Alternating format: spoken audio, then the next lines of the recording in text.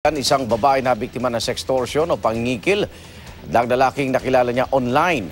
Kwento ng biktima, binantaan siya ng suspect na ikakalat ang kanyang mga hubad na larawan kundi siya makikipagtalik at magbibigay ng pera. Darito ang unang balita ni Victoria Tulad.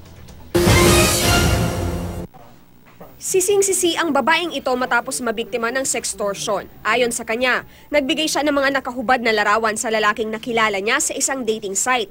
Nakachat at text daw niya ang lalaki na nagpakilala sa alias na Nick Reyes noong 14 ng Enero. Naging magnobyo ang dalawa matapos lamang ng 3 araw. Matapos nito, nang hingi na raw ng malalaswang larawan ang lalaki. Nag-send ako ng picture. And then, yung Tuesday. And then, the next time I sent a picture was Friday. Gusto niya uli, ay mag-send ako ng isa pang picture. Doon lang daw siya mag-send ng selfie. Doon ako nagalit. So, sinabi ko that Friday night na nakikipag-break ako. So, after noon, doon na siya nag-text na ipopost daw niya yung mga nude pictures sa Facebook. Sinabihan daw siya ng suspect na hindi niya ipopost ang mga larawan kung makikipagtalik siya.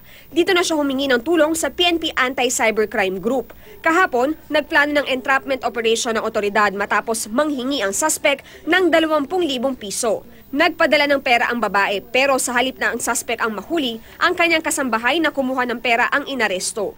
Arestado rin ang kanyang kinakasama. Ay, hindi ko naman po alam na ganun po.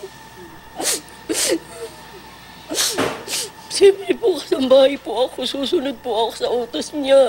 Pababa ko, tinawag ako ng asawa ko.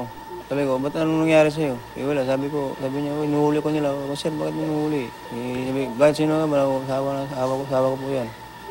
Dinala ako. Napasugod naman sa Camp Crame ang suspect matapos malamang inaresto ang kanyang kasambahay. Nakilala raw niya ang biktima noong 1 taon sa pamamagitan ng isang kaibigan. Hindi raw niya hiningi ang mga hubad na larawan pero inamin niyang pinagbantaan niya ito. I-attend ko siya pero out of trip lang yun. Hindi ko naman siya tutuluyan kasi meron naman ako decent work. So hindi ko rin naman kailangan gawin yun. Out of inis din siguro doon sa babae. Naiinis lang ako kasi grabe siya mag-ignore. Sinabi rin ng suspect na ayaw naman niya talagang ipakuha ang pera. Sinabi ng girl, kunin mo na. Kasi sayang yan, ganun-ganun. Sabi ko, sige. There is really hard evidence to file a case. After dito, pwede natin siyang filean because those arrested persons are indicting that he is the mastermind of. Kabilang sa mga kasong kinakaharap ng suspect ang robbery, extortion at grave coercion. Ito ang unang balita sa Quezon City. Victoria Tulad, reporting.